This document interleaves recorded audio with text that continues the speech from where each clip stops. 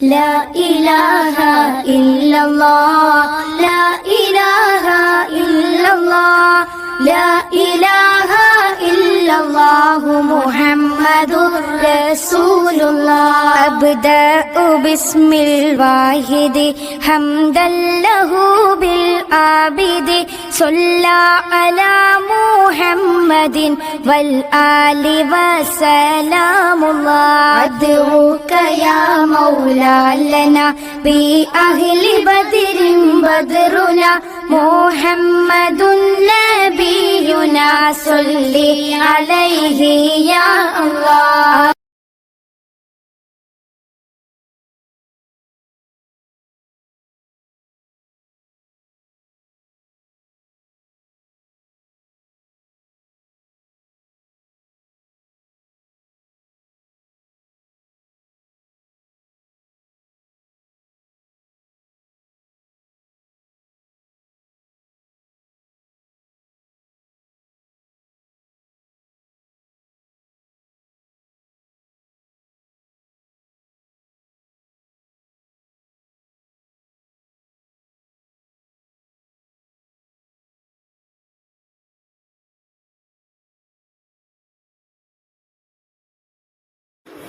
السلام عليكم ورحمة الله تعالى وبركاته.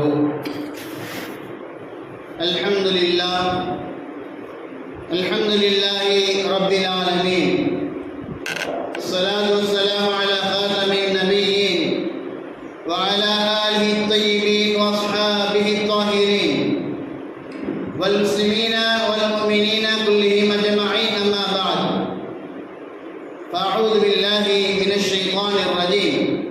بسم الله الرحمن الرحيم. إن الله عنده علم الساعة وينزل الغيث ويعلم ما في الأرحام وما تدري نفس ماذا تكسب غدا وما تدري نفس بأي أرض تموت إن الله عليم خبير.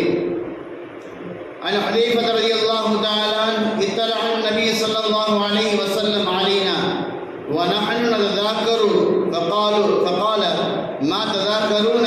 قال نذكر الساعة. قال أنها لن تقوم حتى تزور قبلها 10 آيات. فذكر الدخان والرجال والربابة وطلوع الشمس من مغربها ونزول عيسى ابن مريم إلى آخر حديث. صدق الله العلي العظيم وصدق رسوله النبي الكريم ونحن على ذلك من الشاهدين والشاكرين. الحمد لله رب العالمين. புகழ் அனைத்தும் வல்ல இறைவன் அல்லாஹ் ஒருவனுக்கு சொந்தமானது. அருமை நாயகம் முஹம்மது முஸ்தபா ரசூலே கரீம் ஸல்லல்லாஹு அலைஹி வஸல்லம் அவர்கள் மீதும் அவர்கள் கொண்டு வந்த மார்க்கத்தை தன்னுடைய வாழ்க்கையாக எடுத்து நடந்து ஈருலகத்திலும் வெற்றி பெற்ற உத்தம சத்திய சஹாபாக்கள், தாபியீன்கள், தபஅ தாபியீன்கள், வலிமார்கள், ஷஹதாக்கள், சாலிஹீன்கள், நாதாக்கள், நல்லோர்கள், நம்மவர்கள், நம்முடைய குடும்பத்தால் அனைவர் மீதும் அல்லாஹ்வின் அன்பும் அருளும் என்றென்றும் நிலையாக நிலைத்து நிரந்தரமாக உண்டாகட்டுமாக. ஆமீன். கனி நிறைந்த அல்லாஹ்வின் நல்லடியார்களே, புனிதமான ரஜபுடைய மாதத்தில் அல்லாஹ் சுப்ஹானஹு வ தஆலா தன்னுடைய வேதனையிலிருந்து நம்மை காப்பாற்றுவானாக. தன்னுடைய அதாபிலிருந்தும் தன்னுடைய தண்டனையிலிருந்தும் அல்லாஹ் நம்மை பாதுகாப்பானாக. உலகெங்கிலும் பார்க்கப்படுகின்ற, பேசப்படுகின்ற, கேட்கப்படுகின்ற செய்தி, உலகில் வல்லரசாக இருக்கக்கூடிய ஒரு நாடு அல்லாஹ்வுடைய கோபத்தால் அல்லாஹ்வுடைய அந்த நாட்டத்தின் அடிப்படையில் அழிந்து கொண்டிருக்கின்றது என்பதை எல்லாம் நாம் பார்க்கின்றோம், கேட்கின்றோம், பேசுகின்றோம். அருமையானவர்களே, கியாமத் என்பது இதைவிட பயங்கரமானதாக இருக்கும் என்பதாக ஹதீஸ்கள் நாம் பார்க்கின்றோம். உலக அழியும் நாள், நாம் இதை பேசுகின்றோம். உலகம் அழிந்து கொண்டிருக்கின்றது, உலகத்துடைய அழிவு நாள் வந்துவிட்டது என்பதாக. ஆனால் மார்க்கம் சொல்கின்றது, குர்ஆனும் ஹதீஸும் சொல்கின்றது, உலக அழியும் நாள்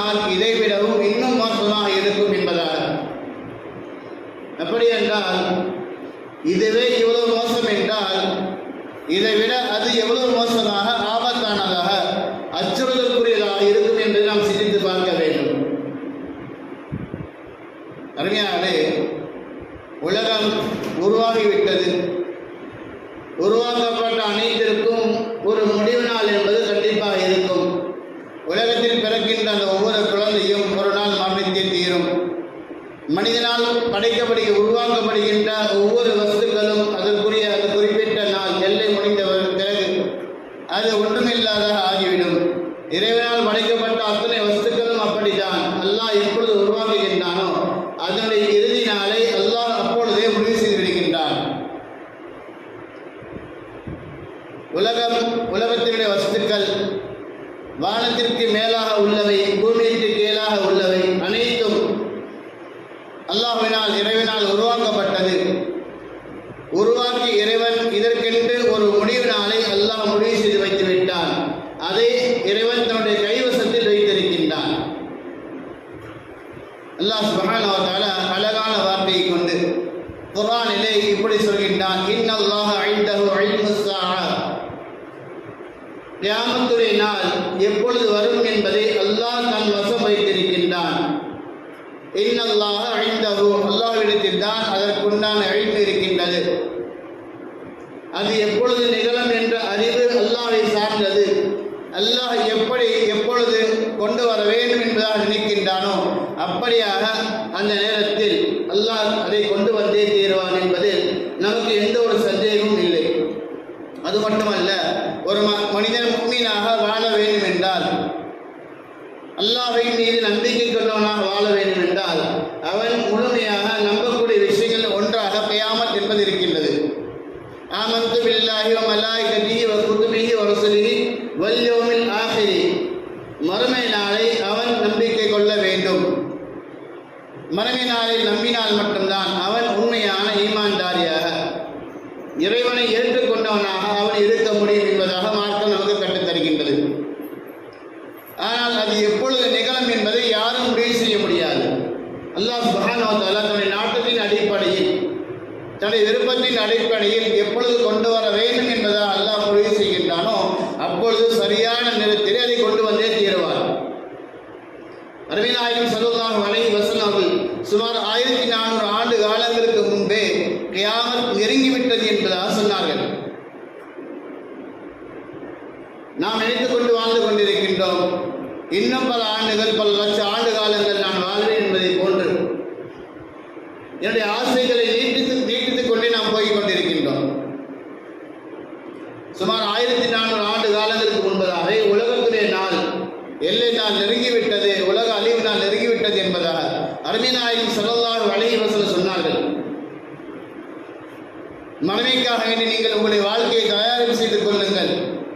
உலகத்துடைய வாழ்க்கை முடியப் போகின்றது, மறுமையுடைய வாழ்க்கை தொடங்கப் போகின்றது. அந்த மறுமை வாழ்க்கைக்காக வேண்டி நீங்கள் உங்களுடைய காலங்களை, நேரங்களை செலவழித்துக் கொள்ளுங்கள் என்பதாக அருமை நாயகம் ஸல்லல்லாஹு அலைஹி வஸல்லம் அவர்கள் 1400 ஆண்டு காலங்களுக்கு முன்புதான் சொல்லிவிட்டார்கள். அப்படி என்றால் எத்தனை வருடங்கள் நாம் கடந்து விட்டோம், இன்னும் நாம் நெருக்கமாக ஆகிவிட்டோம் என்பதில் எந்த ஒரு சந்தேகம் இல்லை. ஆனால் எப்பொழுது நிகழும் என்பதாக அல்லாஹ் தான் அறிகின்றான். நபி நாயகம் ஸல்லல்லாஹு அலைஹி வஸல்லம் அவர்கள் சொல்கின்றார்கள், ஒரு சில குறிப்பிட்ட அடையாளங்கள் கியாமத்துடைய அழிவினால் இருக்கு, உலக அழிவினால் இருக்கு. அழிவினால் எப்பொழுது என்பதை அல்லாஹ் அறிவான். ஆனால் அதற்கு முன்பதாக அல்லாஹ் சுப்ஹானஹு வ தஆலா இந்த சமுதாயத்திற்கு ஒரு அடையாளமாக, ஒரு படிப்பினையாக தன்னுடைய வாழ்க்கையை இவன் சீரமைத்துக் கொள்வதற்காக வேண்டி, தான் செய்த பாவங்களுக்காக வேண்டி தௌபா செய்து கொள்ள அவகாசமாக அல்லாஹ் சுப்ஹானஹு வ தஆலா சில படிப்பினைகளை அவ்வப்போது அல்லாஹ் சுப்ஹானஹு வ தஆலா உலகத்தில் இறக்கிக் கொண்டே இருப்பான் என்பதாக நபி நாயகம் ஸல்லல்லாஹு அலைஹி வஸல்லம் சொல்லியிருக்கின்றார்கள். அதிலும் குறிப்பாக நாம் எடுத்து பார்த்தால் சில குறிப்பிட்ட 10 பெரிய அடையாளங்கள் இருக்கின்றது, பல சிறிய அடையாளங்களும் இருக்கின்றது. சிறு சிறு அடையாளங்கள் அவ்வப்போது வந்து கொண்டு நம்மை கடந்து சென்று கொண்டே இருக்கும். பெருங்கடல் அடையாளங்கள் கியாமத்துடைய மிக நெருக்கத்தில் வரும். அது எப்பொழுது வரும் என்பதாக யாரும் சொல்ல முடியாது. அதுவும் அல்லாஹ்வுடைய நாட்டில் இருக்கின்றது. ஆனால் ஒன்றை நாம் அடைந்து விட்டால் அது அடுத்திருக்கக்கூடிய 9 விரைவாக நாம் கண் சிமிட்டும் நேரத்தில் நம்மை வந்து அடைந்துவிடும் என்பதாக அருமை நாயகம் ஸல்லல்லாஹு அலைஹி வஸல்லம் சொல்லியிருக்கின்றார்கள். அருமையானது கியாமத் என்பது மிகவும் கொடூரமானதாக, மனிதனால் தாங்கிக் கொள்ள முடியாத அளவிற்கு வேதனை தரக்கூடியதாக இருக்கும். யார் அல்லாஹ்வை ஏற்றுக்கொண்டிருக்கின்றார்களோ அது இறைவனை சந்திக்கக்கூடிய அந்த தருணமாக இருப்பதினால் அவர்களுக்கு ஒரு சந்தோஷமாக இருக்கும். அருமையானவர்களே, நபிகள் பெருமானார் ஸல்லல்லாஹு அலைஹி வஸல்லம் அவர்கள் சொன்ன அடையாளங்களில், பெரிய அடையாளங்களில் ஒவ்வொன்றை பற்றியும் நாம் பேச வேண்டும் என்றால் ஒவ்வொரு ஜும்மாக்களும் கண்டிப்பாக பேச வேண்டும். சுருக்கமாக நாம் தெரிந்து கொள்வோம். முதலாவதாக சொல்கின்றார்கள், உலகங்களில் புகை மூட்டங்கள் காணப்படும். ஆமாங்கே, பெரும் பெரும் புகை மூட்டங்கள் நம்முடைய நாடுகளில், நம்முடைய பகுதியில் நாம் பார்த்திருக்கலாம். போகி பண்டிகை அன்று நம்முடைய எல்லா பகுதிகளும் புகை மூட்டங்களாக, ஒன்றும் தெரியாத அளவிற்கு, அல்லது பனிகாலங்கள் நாம் பார்க்கலாம், முன்னால் இருக்கக்கூடிய நபர் யார் என்று தெரியாத அளவிற்கு மிகவும் கடுமையான பனியின் காரணமாக ஒரு புகை மூட்டத்தை போன்று தெரியும். அதைவிட பன்மடங்கான ஒரு புகை மூட்டம் ஏற்படும் என்பதாக நபிகள் பெருமானார் ஸல்லல்லாஹு அலைஹி வஸல்லம் சொல்கின்றார்கள். அது மட்டுமல்ல, அந்த புகை மூட்டம் இருக்கின்றது முஸ்லீம்களுக்கு, இறைவனாக ஏற்றுக்கொண்ட மக்களுக்கு, அல்லாஹ்வை முழுமையாக கட்டுப்பட்டு நடக்கக்கூடிய நபர்களுக்கு சிறு தலைவலியை போன்று இருக்கும். மற்ற எல்லோருக்கும் பார்த்தால் அது மூச்சு திணறலை ஏற்படுத்தக்கூடிய ஒரு நோய்வினையாக இருக்கும் என்பதால் நபிகள் பெருமானார் ஸல்லல்லாஹு அலைஹி சொன்னதாக ஹதீஸில் நாம் பார்க்கின்றோம். இரண்டாவதான ஒரு அடையாளம் சொல்கின்றார்கள், தஜ்ஜாலுடைய வருகை. தஜ்ஜால் அடுத்தபடியாக வருவான் என்பதாக நபிகள் பெருமானார் ஸல்லல்லாஹு அலைஹி வஸல்லம் அவர்கள், தஜ்ஜால் வந்து விட்டால் கியாமத் நெருங்கிவிட்டது அல்ல, வந்துவிட்டது என்பதாக அர்த்தம். இந்த 10 அடையாளங்கள் வந்துவிட்டால் கியாமத் நெருங்கிவிட்டது அல்ல, கியாமத் வந்துவிட்டது என்பதாக அர்த்தம். முதலாவதாக புகை மூட்டமாக இருக்கும், இரண்டாவதாக தஜ்ஜாலுடைய வருகையாக இருக்கும் என்றார் நபிகள் பெருமானார் ஸல்லல்லாஹு அலைஹி சொல்கின்றார்கள். அடுத்தபடியாக சொல்கின்றார்கள், துலூஉ ஷம்ஸு மின் மக்ரிபிஹா, இப்பொழுதும் வழமையாக சூரியன் உதயமாகக்கூடிய திசை கிழக்காக இருக்கின்றது. அந்த கிழக்கு இருக்கின்றது, அந்த சூரியன் உதயமாகக்கூடிய திசை இருக்கின்றது. வலிமையாக எங்கு சூரியன் மறையுமோ அந்த மறையக்கூடிய அந்த இடத்திலிருந்து சூரியன் உதயமாகும் என்பதாக. ஒவ்வொரு நாட்டிலும் ஒவ்வொரு திசையாக இருக்கலாம். சூரியன் எங்கு மறைகின்றதோ அந்த திசையிலிருந்து சூரியன் மீண்டும் உதயமாகும் என்பதாக நபிகள் பெருமானார் ஸல்லல்லாஹு அலைஹி வஸல்லம் சொல்கின்றார்கள். நம்முடைய நாட்டிற்கு மேற்கிலிருந்து உதயமாகும். வலிமையாக கிழக்கில் உதயமாகக்கூடிய சூரியன், இந்த புகை மூட்டம் தஜ்ஜாலுடைய வருகைக்கு பின்பதாக அடுத்த அடையாளம். வலிமையாக கிழக்கில் உதயமாகக்கூடிய அந்த சூரியன் அன்று அந்த கியாமத்துடைய அந்த நாளில் மேற்கிலிருந்து உதயமாகும். கேட்பதற்கு வேண்டுமானால் ஆச்சரியமாக இருக்கலாம். சில காலங்கள், பல காலங்களுக்கு முன்பதாக கேட்டால் நம்பாத விஷயங்கள் கூட இன்று நம்முடைய கண்களுக்கு முன்னால் தெரிகின்றது. பல கிலோமீட்டர் தொலைவில் தூரத்தில் உள்ள மக்களை நாம் தொடர்பு கொண்டு பேசுகின்றோம். பெரும் பெரும் மனிதர்களை சிறிய சிறிய பெட்டிக்குள்ளாக அடைக்கின்றோம். பல காலங்களுக்கு முன்பதாக இதையெல்லாம் நாம் சொன்னால் யாரும் ஏற்றிருக்க மாட்டார்கள். ஆனால் நாம் இன்று கண்ணுக்கு முன்பாக பார்க்கின்றோம். அருமையானவர்களே, அமெரிக்காவிலே காட்டு தீ என்று சொல்லப்படுகின்ற அந்த தீயின் மூலமாக பல நகரங்கள் அழிக்கப்பட்டு கொண்டிருக்கின்றது.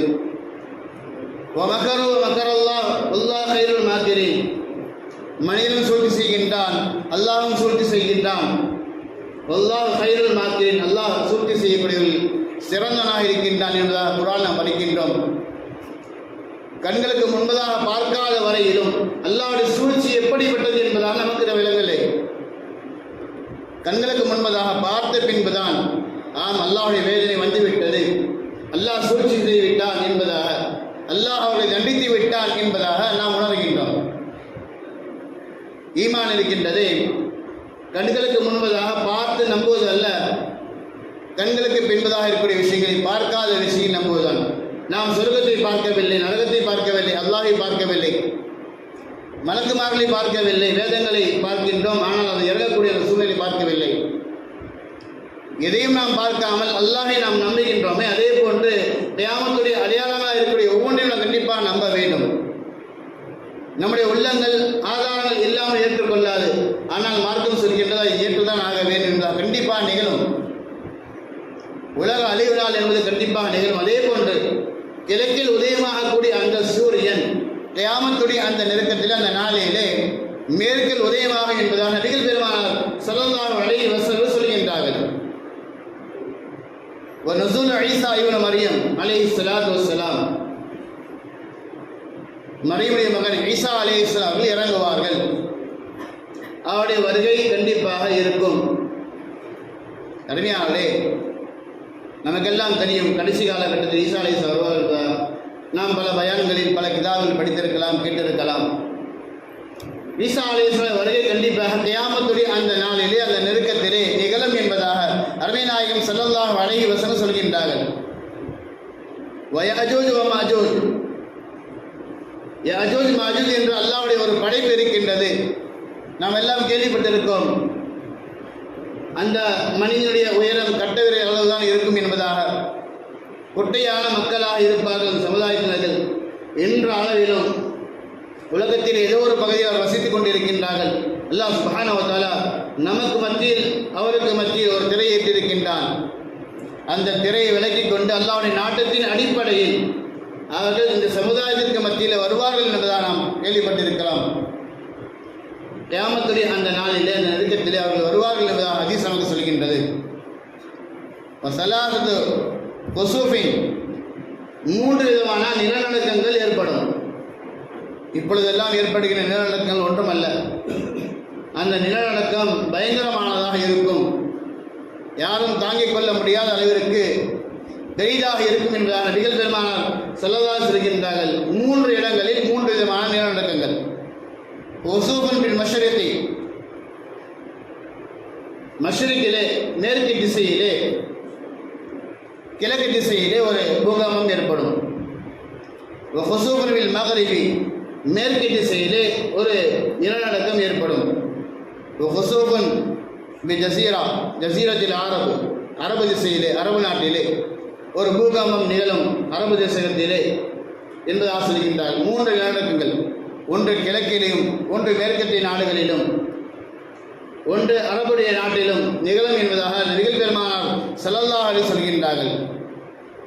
கடைசியாக சொல்கின்றார்கள், ஆகிரு தாலிக நாருன் தஹ்ருஜு மினல் யமன், யமன் நாட்டிலிருந்து ஒரு நெருப்பு கிளம்பும். சொல்கின்றார்கள், உலகத்துடைய பெரும்பாலான பகுதியை அந்த நெருப்பு இருக்கின்றது அழித்துவிடும் என்றால் சொல்கின்றார்கள். எல்லா மக்களும் ஷாம் நாட்டின் பக்கம் தஞ்சம் புகுவார்கள். அந்த நெருப்புடைய உஷ்ணத்தின் காரணமாக அவர்கள் வாழ்கின்ற அந்த பகுதிகளை அதை அழிப்பதின் காரணமாக ஷாம் நாட்டின் பக்கம் மக்கள் எல்லாம் தஞ்சம் புகுவார்கள் என்பதாக நபிகள் பெருமானார் ஸல்லல்லாஹு அலைஹி சொல்கின்றார்கள். அறிஞர்களே, இப்பொழுது ஏற்பட்டிருக்கின்ற நெருப்பு இருக்கின்றது ஒன்றுமில்லாததாக இருக்கின்றது. கியாமத்துடைய அந்த நாளில் அந்த நெருக்கத்தில் ஏற்படுகின்ற நெருப்பு இருக்கின்றது உலகத்தில் பெரும்பாலான பகுதியில் அழித்திடும் என்பதாக நபிகள் பெருமானார் ஸல்லல்லாஹு அலைஹி சொல்லியிருக்கின்றார்கள். இதெல்லாம் பெரும்பெரும் அடையாளங்கள். அருமையானவர்களே, கியாமத் நெருங்கிவிட்டது என்பதாக நபிகள் பெருமானார் ஸல்லல்லாஹு அலைஹி வஸல்லம் 1400 ஆண்டு காலங்களுக்கு முன்பாக சொல்லிவிட்டார்கள். நாம் இதெல்லாம் மறந்துவிட்டு நம்முடைய வாழ்க்கையில இன்னும் பாவங்களை நாம் அதிகரித்துக் கொண்டே செல்கின்றோம்.